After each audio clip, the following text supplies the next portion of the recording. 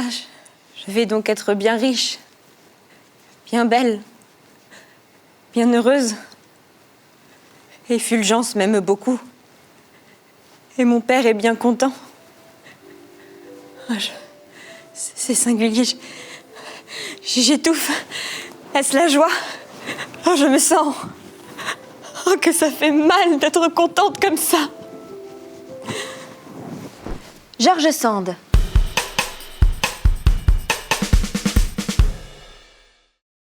Ce qui est drôle dans Le mariage de Victorine, c'est que c'est une pièce que George Sand a écrite en reprenant les personnages d'une autre pièce de Michel-Jean Sedaine, dont elle a écrit une suite.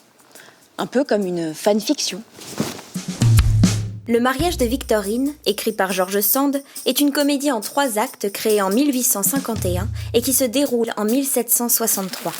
Victorine, une jeune femme douce et innocente, est promise en mariage à Fulgence, le comptable de M. Van Derck.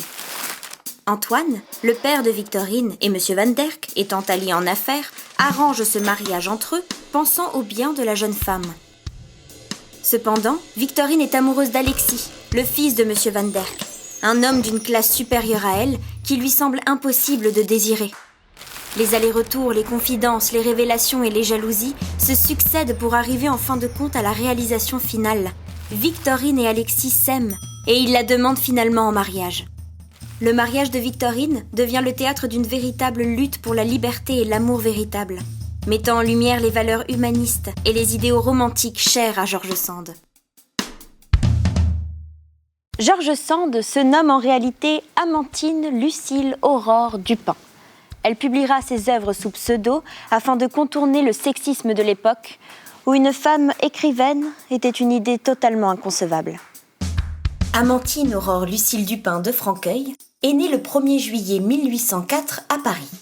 Sa mère est issue d'une famille modeste et son père d'une famille considérée bien plus noble.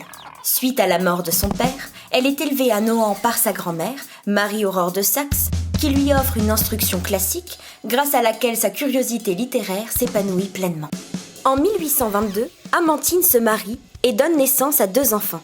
Mais en 1836, le divorce n'existant pas encore, elle entame une procédure dite de séparation de corps afin de se défaire de ce malheureux mariage. Elle part ensuite s'installer à Paris pour entamer sa carrière d'écrivaine. Son premier roman, Indiana, est publié en 1832 sous le nom de George Sand.